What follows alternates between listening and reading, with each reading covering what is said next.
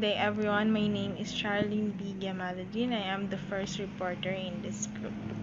So perceived value pricing, this is a pricing strategy where the price is set based on how much value customer believe a product has rather than on the actual cost of production. If customers see the product as highly quality or prestigious, they are willing to pay more. So for example, Show My House. Ang pricing strategy na ginamit nila is based on their popularity and what the target market is perceived on their products. So, since si Show My House is sikat talaga at patok sa atin, lalo na sa mga food stalls, because of its taste and masarap pang ulamin. The target market or customers are willing to pay or willing to buy their product at any cost. The second one is periodic discounting. So this refers to the offering price discounts at specific times or periods such as during sales, holidays, or promotions. So the goal is to encourage purchases, increase sales volume, or clear inventory. So for example lang is pag tuwing anniversary ng isang businesses, nag-offer sila ng mga promos or discounts, and tuwing holidays lang like Christmas, mapapansin natin na ang mga mobile phones, lalo na sa mga iPhone, Infinix, sa mga basta about sa mga phones, nagbibigay sila ng mga discounts, lalo na sa mga phone type na hindi na masyadong sikat or kilala. Third one is predatory pricing. So this is a strategy where a company deliberately sets very low prices, sometimes below cost, to drive competitors out of the market. Once competitors leave, the firm may raise prices again. So this practice is often considered unethical and maybe illegal. So for example, if may Starbucks, may Infinity.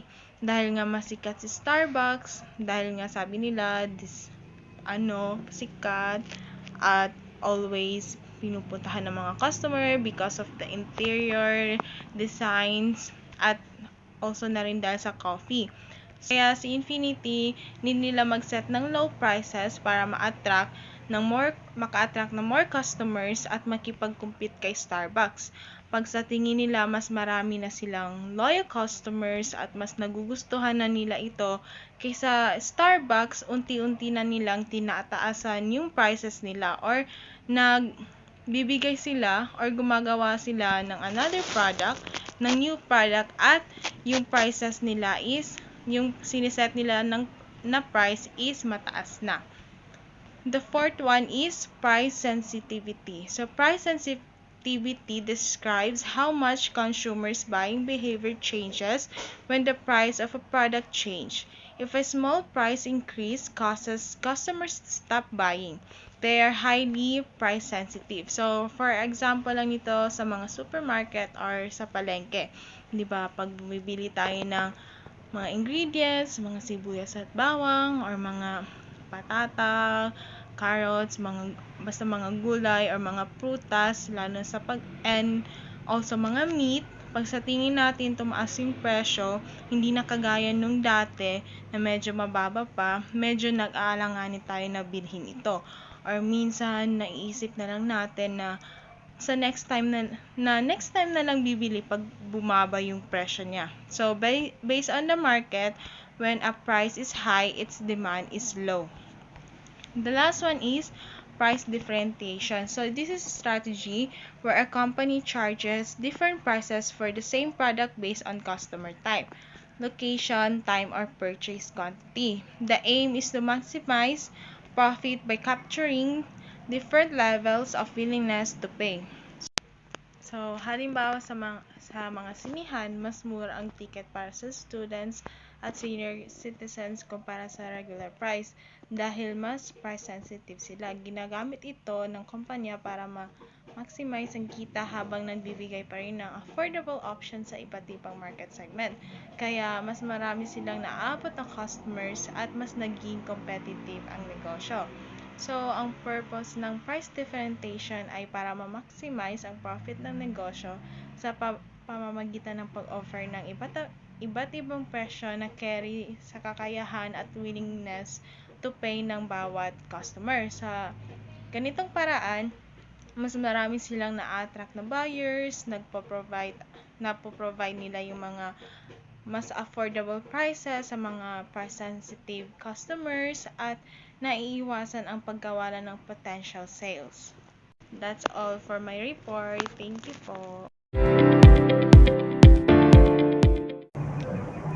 Good day everyone, my name is Monara P. Calimo and this is my report on our subject pricing strategy.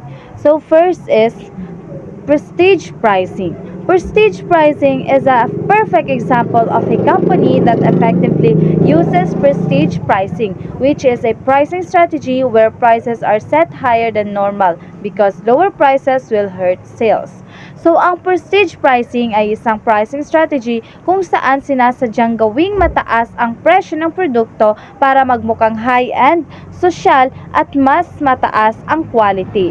Maraming customers ang naniniwala na mas mahal, mas maganda. Kaya kahit expensive,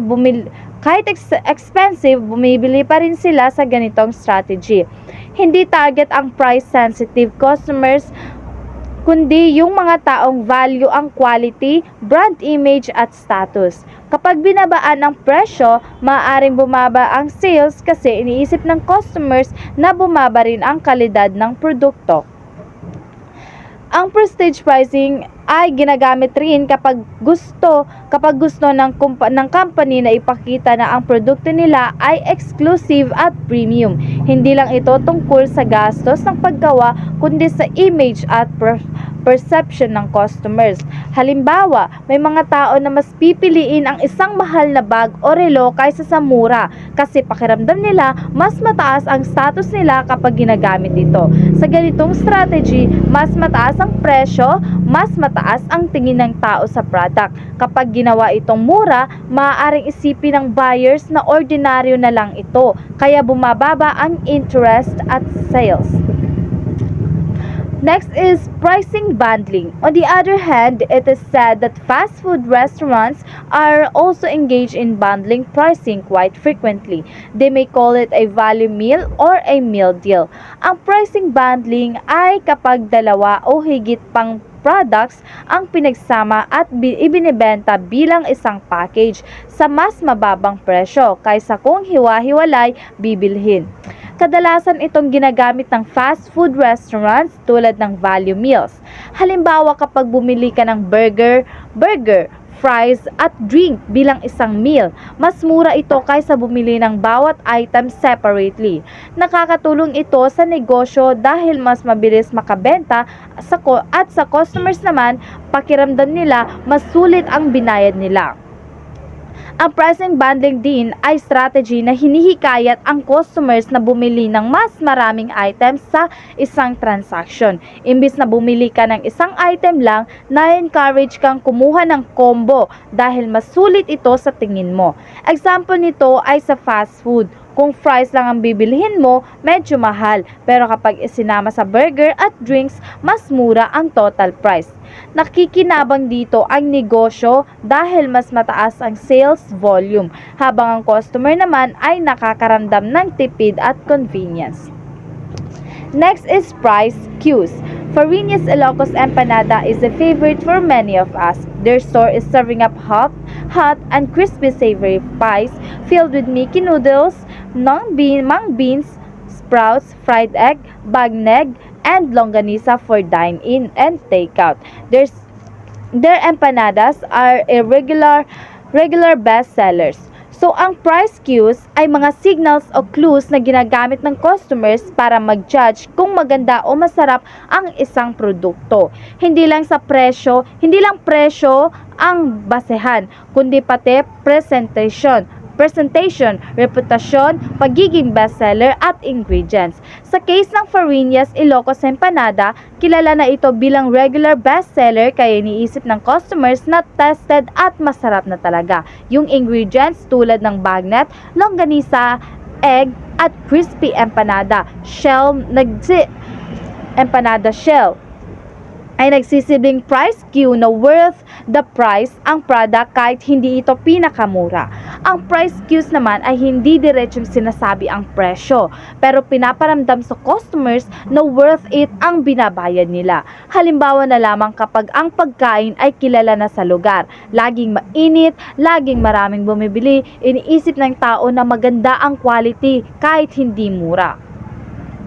Sa Farinas Ilocos Empanada, yung laki ng empanada, dami ng feelings at pagiging popular nito ay nagsisilbing cues na sulit ang presyo kahit hindi ka pa nakakakain doon. Dahil sa reputasyon at itsura ay na-expect mo na agad na masarap at worth it trying.